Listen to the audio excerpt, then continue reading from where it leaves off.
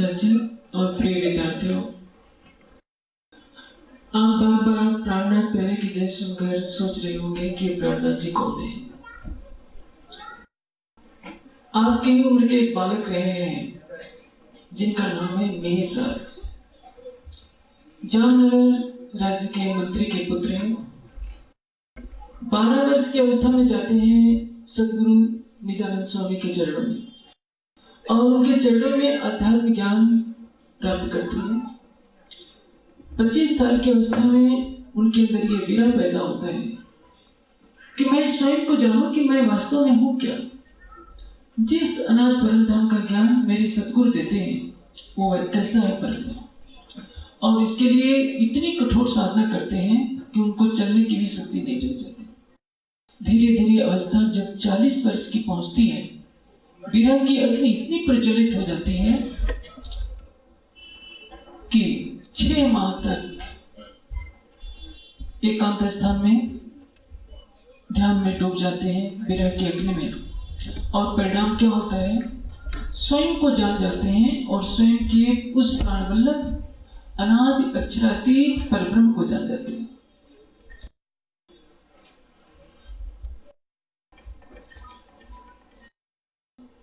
आग में लोहे का जब टुकड़ा डाला जाता है तो लोहा कैसा होता है, काला कुलटा, सबको मालूम होता है।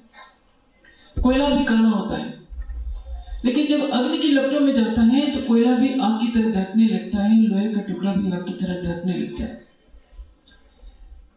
जब तक वे अपने को नहीं जानते थे, अपनी आत्मा के अनाथ प्रीतम को नहीं जानते थे, तब तक वो मेहराज कहलाते रहे। जो स्वयं को जान गए तो श्रीराज कहलाए। उसको कहते हैं प्राणनाथ। प्राण का अर्थ क्या होता है, जो जीवन का आधार है, सारी सृष्टि का जो आधार है उसको कहते हैं प्राणनाथ। जिसकी इच्छा से सूर्य उगता है, जिसकी इच्छा से चंद्रमा उगता है, जिसकी इच्छा से गैलेक्सियां बनती हैं, असंख्यों सृष्टि लोक लोकांतर इस सृष्टि के अंदर पैदा हो रहे हैं और नष्ट हो रहे हैं, उसको कहते हैं प्राणनाथ। ये किसी देवी देवता का नाम नहीं है। अग्नि में लोहा डालने के बाद जैसे लोहे के अंदर ब्रह्म के गुण आ जाते हैं, उसी तरह से मेहराज के अंदर भी परब्रह्म के सारे गुणों का समावेश हो गया, सारी शक्तियों का समावेश हो गया। इसलिए हम उनको आदर के साथ प्राणनाथ प्यारे कहते हैं। आपने मंदिरों में सुना होगा, तुम हो एक अगोचर सबके प्राणपति। जो सबका प्राणपति है, सबके जीवन का आधार है, उसको कहते हैं प्राणनाथ। विद्यार्थी जीवन में क्या करना होता है, विद्यार्थी का अर्थ क्या होता है, जो विद्या की चाहना करता है। विद्या किसको कहते हैं, विद्या वह है जो हमें मुक्ति दे, सा विद्या या विमुक्ति। मुक्ति किसको कहते हैं, भवबंधन से। हम अपने को नहीं जानते हैं, न जाने कितने जन्मों में हमने पशु पक्षियों की योनि में जन्म लिया होगा, कितने जन्मों में हमने अपने अनेकों प्रकार के दुखों को देखा है। आज हम मानव तन के पुतले में बंधे हैं तो हम इस शरीर को देखकर अपने को इसी का रूप मानते हैं। हम समझते हैं कि हम शरीर हैं, हमें यह बोध नहीं है कि हमारा निज स्वरूप कहीं इससे और है। आपको यह पता नहीं है कि इस तन के धारण करने से पहले आप कहाँ थे। आपको यह भी बोध नहीं है कि जब यह तन छूटेगा तो आप कहाँ जाएंगे। जिस विद्या के द्वारा यह बताया जाए मैं कौन हूँ, कहाँ से आया हूँ, शरीर और संसार को छोड़ने के पश्चात हमें कहाँ जाना है, उसको कहते हैं विद्या। अविद्या किसको कहते हैं, अनित्य को नित्य मानना। शरीर अनित्य है, हम सोचते हैं कि हम कभी मरेंगे। जड़ को चेतन मानना, दुख को सुख मानना और अपवित्र को पवित्र मानना, ये अविद्या कहलाती है। हमें अपने दिल से पूछना होगा, गहराइयों में चिंतन की डूब कर, क्या हम अविद्या के ग्राहक हैं या विद्या के। वस्तुतः आजकल जो विद्या पढ़ाई जा रही है उसका एकमात्र उद्देश्य होता है अर्थ का उपार्जन करना। आप भी जितने विद्यार्थी हैं, मैं समझता हूँ 99% अधिकतर यही चाह रहे होंगे, इसमें आपका कोई भी दोष नहीं है। आत्मदर्शी बनाने के लिए कोई विद्यालय नहीं खोला गया, मानव बनाने के लिए कोई विद्यालय नहीं खोला गया। हाँ, अर्थ उत्पन्न करने के लिए तो विद्यालय क्या बड़े बड़े विश्वविद्यालय बनाए गए। अर्थ किसको कहते हैं? जो धर्म से कमाया जाए वो अर्थ है, अधर्म से जो कमाया जाता है वो अनर्थ होता है। और जो धर्म किसको कहते हैं? धर्म किसी पूजा पाठ को नहीं कहते हैं। आपका सामाजिक धर्म कुछ और है, माता पिता के प्रति क्या कर्तव्य है, आचार्य के प्रति क्या कर्तव्य है, ये सामाजिक धर्म है। राष्ट्र धर्म है जिस देश की संस्कृति में आपने जन्म लिया है, जिस देश के अनुचर को ग्रहण किया है, उसके प्रति श्रद्धा के भाव रखना, उसके रक्षा में, उसके समर्थन में सहयोग देना, अपना योगदान करना, यह है राष्ट्र धर्म। आत्मधर्म क्या है? अपनी आत्मा को जानना, मैं कौन हूं। इसके पहले मैं कहां था? मेरी आत्मा का अनाथ प्रीतम कौन है? क्या मैं सुखी हूं या दुखी हूं? सम्मानित हूं या अपमानित हूं? मेरी आंख, नाक, कान, ये सब जो इंद्रियां दिखाई दे रही हैं, मेरा शरीर जो दिखाई दे रहा है, कभी बचपन में कैसा था, युवावस्था में क्या हो जाएगा और बुढ़ापे में क्या रहेगा, इसको जानने का प्रयास यदि हम करते हैं और उसके निर्देशों का आचरण करते हैं तो उसको कहते हैं आत्मधर्म। जब सृष्टि नहीं थी तब भी धर्म था, और जब सृष्टि नहीं रहेगी तब भी धर्म रहेगा। धर्म अनादि है, धर्म अनंत है, धर्म सबकी रक्षा करता है, धर्म की कोई रक्षा नहीं करता। हम व्यक्तिगत धर्म की रक्षा कर सकते हैं, व्यक्तिगत रूप से हम धर्म को कितने रूपों में आत्मसात करते हैं तो हम कह सकते हैं कि हम अपने धर्म का पालन करते हैं या हम अपने धर्म की रक्षा करते हैं। लेकिन जो शाश्वत धर्म है, जो सत्य है, वही धर्म है, और धर्म ही तो सारी सृष्टि की रक्षा करता है। अथर्ववेद के पहले मंत्र में 14वें कांड के कहा गया है, सत्य उत्पन्ना भूमि। पृथ्वी किससे टिकी है? सत्य से। सत्य से, धर्म से पृथ्वी टिकी है, सत्य से ही आकाश है, सत्य से ही सारी सृष्टि है। हम सोचते हैं कि हम धर्मवान हो जाए, भले ही अधर्म का आचरण करना पड़े, यह सबसे बड़ी भूल है। आज जो विद्यार्थी है उसके कंधों पर ही आने वाले कल का भविष्य है, वह राष्ट्र निर्माता है। उसके ऊपर निर्भर करता है कि वो भाग्य विधाता बने भारत का या भाग्य विध्वंसक करे। यदि वो धर्म का अनुसरण करता है, यदि वो अपनी आत्मा के अंदर उस सच्चिदानंद परब्रह्म की शोभा को धारण करता है, तो निश्चित है कि वो कहीं से कहीं पहुंच जाएगा। एक छोटा बालक ही तो सिद्धार्थ होता है। जब वो स्वयं को जानने का प्रयास करता है तो राजकुमार सिद्धार्थ से भगवान बुद्ध बनता है। एक छोटा सा बालक होता है जो ज्ञान की खोज में निकलता है तो दयानंद बनता है। मैंने अभी आपको मिहिराज का नाम बताया। जब उन्होंने स्वयं को जानने का प्रयास किया, सारे संसार से अपना नाता तोड़ लिया, अंतरंतम की गहराइयों में, अंतरात्मा की गहराइयों में प्रेम की जब डुबकी लगाई तो वो मिहिराज श्रीराज बने, सबके प्राणनाथ बने, और उन्होंने जो परम धाम की परमवाणी दी, आज सारी सृष्टि को एक रास्ता दिखा रही है। हम कौन है, आए कहां से है, हमें जाना कहां है, हमारी आत्मा का अनादि प्रीतम कौन है। आपको जगह जगह से आतंकवाद की बातें सुनने को मिलती होगी। आईएस क्या कर रहा है न जाने, धर्म नहीं कह सकते, मजहब के नाम पर, संप्रदाय और मान्यता के नाम पर आज मानव के साथ खून की होली खेल रहा है। हर कोई सोचता है कि हम अपनी मान्यताओं को बढ़ा दें, लेकिन आप विद्यार्थी हैं। विद्यार्थी का अर्थ ही होता है विद्या को ग्रहण करने वाला। विद्या अध्ययन एक तपस्या है, एक साधना है, जिसमें विद्यार्थी अपने अंतःकरण की इंद्रियों को की सारी शक्ति को विद्या के अर्जन में लगा देता है। समाज या आपके माता पिता आपसे आशा करते होंगे कि आप बहुत बड़े महाप्रबंधक बनेंगे, बहुत बड़े वैज्ञानिक बनेंगे या चिकित्सक बनेंगे। इसको पाने के बाद आप क्या करेंगे? प्रश्न यही होता है। इसको पाने के बाद आप भौतिक सुख सुविधाओं में जीवन व्यतीत करेंगे। याद रखिए, सोने के महलों में रहने वाले बहुत से हो गए, बड़े बड़े सम्राट हो गए, बड़े बड़े बादशाह हो गए, धन कुबेर हो गए, लेकिन इस दुनिया से चले गए। आज उनको कोई याद नहीं करता। वृक्षों के नीचे जन्म हुआ सिद्धार्थ का, वृक्ष के नीचे उन्होंने ज्ञान प्राप्त किया और वृक्ष के नीचे ही अपना निर्वाण भी प्राप्त किया। आज भगवान बुद्ध के प्रति श्रद्धा रखने वाले करोड़ों हैं। आप भी यदि केवल भौतिक जीवन में सुख सुविधा को ही सब कुछ मान करके इस तरह का परित्याग कर देंगे तो आपको क्या मिलेगा? आपको कौन याद करने वाला है? याद करने के उद्देश्य से नहीं, आप अपना जीवन संसार के लिए निछावर कीजिए, आप देखिए, वृक्ष अपने फल को कभी नहीं खाता है, नदी अपने जल को स्वयं नहीं पीती है। इसी विद्यार्थी जीवन में यदि आपके अंदर ये संस्कार पैदा हो गया कि आप केवल भौतिकता के ही राही नहीं है, अध्यात्म के भी राही है, तो यही अध्यात्म आपके जीवन में वो सुगंध भर देगा जिसकी सुगंध से यह सारा देश सुगंधित बन जाएगा। यदि आप केवल अपने बारे में सोचते हैं कि हम उच्च से उच्च पद प्राप्त कर कोठी बंगले बनाएंगे, भौतिक सुख संसाधनों का उपयोग करेंगे, तो यह भी याद रखना होगा, सुख सुविधाओं का भोग पशु पक्षी भी करते हैं और यह मानव तन मिला है केवल भौतिकता के पीछे भागने के लिए नहीं।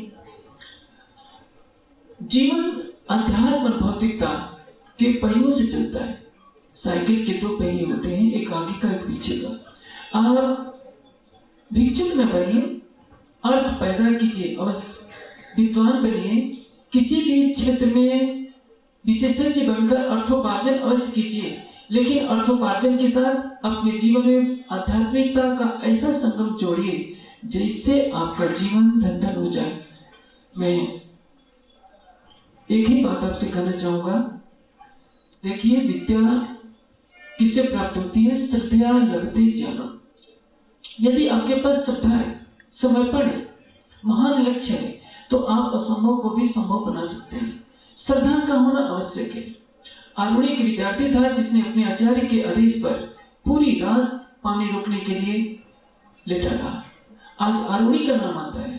जो अपने बारे में सोचते हैं वो केवल पछता की राह पर चलते हैं। जो दूसरे के बारे में सोचते हैं वो देवत्व को प्राप्त होते हैं। और जो सबके प्रति आत्मभाव रखकर सबके आत्म कल्याण के बारे में सोचते हैं वे आत्मभाव में डूबकर परम तत्व को प्राप्त होते हैं। आप अस्थि और मांस के इस पुतले पर ही अपने को केंद्रित न कीजिए, केवल अर्थोपार्जन पर ही अपने को केंद्रित न कीजिए। आप देखेंगे, आप जिस देश की संस्कृति में पैदा हुए हैं, इसमें कालिदास जैसा मूर्ख भी व्यक्ति था जिसको यह भी पता नहीं था कि मैं जिस डाल पर बैठा हूं उस डाल को काटूंगा तो मैं स्वयं गिर जाऊंगा, लेकिन उसने एक दृढ़ संकल्प किया कि मैं विद्वान बनकर रहूंगा। आज कालिदास विश्व के सबसे बड़े कवि माने जाते हैं। आप भी अपने जीवन में यह दृढ़ संकल्प कीजिए कि यदि हमें विद्या का अर्जन करना है तो महान विद्या का अर्जन करना है। इस क्षेत्र में भी हमें उच्च अवस्था प्राप्त करनी है। वैसे तो अपने व्यक्तित्व के बारे में कोई भी बताना नहीं चाहता। मेरे से पहले जिन 2 वक्ताओं ने, SP आर्य सर और डॉक्टर प्रवीण ने वक्तव्य दिया, आपको नहीं मालूम है, SP आर्य जिस समय IAS की पढ़ाई कर रहे थे प्रतिदिन 18 घंटे पढ़ते थे और डॉक्टर प्रवीण भी प्रतिदिन 12 घंटे पढ़ते हैं। आज भी रेडियोलॉजिस्ट की पढ़ाई करते हुए कई घंटे धार्मिक ग्रंथों का अध्ययन करते हैं। ये मैं तो आपको इसलिए बता रहा हूँ, किसी के सामने प्रशंसा करनी अच्छी बात नहीं होती है, लेकिन केवल आप विद्यार्थियों को प्रेरणा देने के लिए मैं ये बात करना चाहता हूँ कि भौतिक जीवन में भी रहकर इन्होंने अध्यात्म की गंगा में डुबकी लगाई। वैसे ही आप अपने जीवन में अध्यात्म का ऐसा संगम लाइए जिसमें एक तरफ भौतिकता का भी संगम हो और दूसरी तरफ अध्यात्म का। इसी में आपका जीवन का मंगलमय निहित है। यदि आप आंख मूंद कर पश्चिमी सभ्यता का अनुसरण करेंगे कि यावत जीवे सुखम जीवे, जब तक जीवो सुख से जीवो, कर्ज लेकर भी घी खाओ क्योंकि यह मानव तन दोबारा मिलने वाला नहीं है, तो ये सबसे बड़ी भूल है। वही मानव सबका पथ प्रदर्शक बनता है जो अपने बारे में नहीं सोचता, दूसरों के बारे में सोचता है, जो शरीर के बारे में नहीं सोचता, आत्मधन के बारे में सोचता है। महावीर स्वामी की कल्पना कीजिए जो वृक्ष के नीचे बैठे हैं। गौतम बुद्ध की कल्पना कीजिए जिनको धूप शीत वर्षा के कष्ट की कोई चिंता नहीं। आज संसार उनके पद चिन्हों पर चल रहा है। इसी कालिम्पोंग में तो मंगलदास जी महाराज हुए जिन्होंने साधना करके अध्यात्म के क्षेत्र में उच्च स्थान प्राप्त किया। परमहंस महाराज श्री राम रतन दास जी 19 साल की अवस्था में घर से बाहर निकले। झंडू दत्त के रूप में उनका नाम था। जब वो परमहंस अवस्था को प्राप्त हो गए तो उनको कहा गया राम रतन दास। शरीर पढ़ना चाहिए। किसी का शरीर काला हो सकता है, किसी का शरीर गोरा हो सकता है, चिकना हो सकता है, लंबा हो सकता है। शरीर का पोषण तो पशु पक्षी भी कर रहे हैं। एक से एक पशु पक्षी कितने शक्तिशाली हैं। आप विद्यार्थी हैं, विद्यार्थी को जानना होगा कि अविद्या क्या है और विद्या क्या है। अविद्या में जो लिप्त रहते हैं, जो जड़ को चेतन मानते हैं, दुखमय पदार्थों में सुख खोजा करते हैं। जड़ को चेतन मानना, दुखमय पदार्थों में सुख मानना, अपवित्र को पवित्र मानना, और जो वस्तु नश्वर है, जैसे शरीर नश्वर है, संसार नश्वर है, इसको अखंड मानकर इसमें लिप्त रहना अविद्या तो है ही। लेकिन विद्या को ग्रहण करके भी इसमें भक्ति रस का उदय न होने देना सबसे बड़ा अंधकार है। यदि आप कई भाषाओं के निष्णात हो गए, विश्वविद्यालयों की बड़ी बड़ी डिग्रियां ले लिए, लेकिन आपने सच्चिदानंद परमात्मा को नहीं जाना, सच्चिदानंद परब्रह्म के प्रति प्रेम के दो आंसू नहीं भरे, तो सारी विद्या का ग्रहण करना निरर्थक जाएगा। औरंगजेब जब इस दुनिया से जाने लगा तो उसकी आंख से आंसू निकल गए। कहता है कि इसी दिल्ली के तख्तेदास को प्राप्त करने के लिए मैंने अपने भाइयों का वध कराया था, अपने सगे पिता को जहरीले तेल से मालिश कराकर मरवाने वाला था, सगे संबंधियों को मरवाया। इतने पाप करने के बाद भी आज दिल्ली के तख्तेदास को मैं अपने साथ नहीं ले जा सकता। परमात्मा की बंदगी में मैंने जो समय गुजारा है वही मेरे साथ जाएगा। आप भी याद रखिए, सारी पृथ्वी का धन भी यदि आपको दे दिया जाए तो भी आपको शाश्वत सुख, शाश्वत शांति, शाश्वत प्रेम, शाश्वत आनंद तब तक नहीं मिल सकता जब तक आप सच्चिदानंद परब्रह्म को न जान जाए। एक अपनी आत्मा के स्वरूप पर विश्वास कीजिए। निराशावाद नास्तिकता है। यदि आपके मन में किसी तरह की निराशा है कि मैं यह नहीं कर सकता, मैं यह नहीं कर सकता, तो उसको भूल जाइए। आप सोचिए कि मैं कौन हूं। आनंद के सागर से बिछड़ी हुई मैं वो आत्मा हूं। जैसा परब्रह्म आनंदमय है, मैं भी आनंदमय हूं। मैं इस मिथ्या जगत में दुख क्यों देख रही हूं? आप आनंद के सागर हैं तो आप दुखी अपने को मत मानिए। आप सर्वशक्तिमान सच्चिदानंद परब्रह्म के अनुरूप हैं तो आप अपने को असहाय दीन कभी मत समझिए। आप समझिए सर्वशक्तिमान परमात्मा मुझसे प्रेम करता है। मैं सर्वशक्तिमान सच्चिदानंद परब्रह्म की अंगरूपा हूँ, वह मेरे अंगसंग है। मैं असंभव को भी संभव कर सकता हूँ। और जब इस दृढ़ मनोबल के साथ आप अध्ययन अपना जारी रखेंगे, अपने राष्ट्र धर्म को निभाएंगे, याद रखिए इस देश में करोड़ों लोग हैं जिनके पैरों में चप्पल नहीं होती। करोड़ों लोग हैं जो रात को भूखे पेट सोया करते हैं। करोड़ों लोग हैं जो नंगे घुमा करते हैं। मानवता के प्रति आपका कर्तव्य होता है। यदि आप केवल अपने बारे में सोचते हैं कि मैं पढ़ लिख कर कोठियां बनाऊंगा, फ्लाइट में घुमा करूंगा, ये बचपन है, ये आदर्श मानव जीवन नहीं है। आप दूसरों के लिए अपने जीवन को त्यागिए। आपका जीवन दूसरों के कल्याणार्थ हो। चंद्रमा सारे विश्व को चांदनी देता है, सूर्य सारे विश्व को प्रकाशित करता है, वायु सबको जीवन देते हुए बहती है। आपके अंदर परम धाम की आत्मा है। आप इतना होकर भी यदि संसार के कल्याण के लिए नहीं सोचते हैं, दूसरों के कल्याण के लिए नहीं सोचते हैं, तो कहीं न कहीं दुर्भाग्य के शिकार आप भी हो रहे हैं। यह याद रखिए कि परमात्मा केवल मूर्तियों में नहीं बसता। सच्ची मूर्तियां तो ये चेतन मूर्तियां हैं जो दुख से, अज्ञानता से, गरीबी से बिलबिला रही है। उनके आंसू पोंछना ही सबसे बड़ी पूजा है। उन भूखों को भोजन देना ही सबसे बड़ा भोग लगाना है। अज्ञानता के अंधकार में भटकते हुए प्राणियों को ज्ञान के प्रकाश में लगाना ही सबसे बड़ा मंदिर बनाना है। सबसे बड़ा मंदिर जो अखंड होता है वो प्राणियों के हृदय मंदिर में अखंड होता है। गीता में योगेश्वर श्री कृष्ण का कथन है, ईश्वर सर्वभूतानां हृदयेषु तिष्ठति अर्जुन। अर्जुन, परमात्मा सभी प्राणियों के हृदय मंदिर में प्राप्त होता है। योगेश्वर श्री कृष्ण के कथन को आज संसार भूल गया है, भारतवर्ष विशेषकर भूल रहा है। आप संसार को बताइए कि मंदिर हृदय में होता है। आप ईंटों से, पत्थरों से जो मंदिर बनाएंगे वो तो कुछ समय के लिए होता है, भूकंप में गिर भी सकता है, लेकिन जो हृदय में मंदिर बन जाता है वो जब तक सृष्टि रहे, सृष्टि नहीं भी रहेगी, चेतना के अंदर वो मंदिर बना ही रहता है। इसलिए ज्ञान के प्रवाह को संसार में फैलाइए। आप जो विद्यार्थी हैं, विद्या का ग्रहण केवल भौतिक विद्या तक सीमित न रखिए। मैंने आपको भी बताया, हमारे साथ मंच पर डॉक्टर प्रमेय बैठे हैं, 2 बजे दिन से लेकर रात्रि के 2 बजे तक पढ़ते रहे हैं। आप यदि कुछ घंटे अध्ययन करते हैं, आप रात्रि को सोते समय एकांत में बैठ जाइए, 1 घंटा नहीं तो आधे घंटे नहीं, 15 मिनट में अपने मन को एकाग्र कीजिए, निरीक्षण कीजिए आज मैंने दिन में कौन सा कोई बुरा कर्म तो नहीं कर दिया, कोई भूल तो मुझसे नहीं हो गई। अपने मन को शांत कर परमात्मा का ध्यान कीजिए और जो आप जीवन में जिस लक्ष्य को प्राप्त करना चाहते हैं उस दृढ़ संकल्प को बार बार दोहराइए।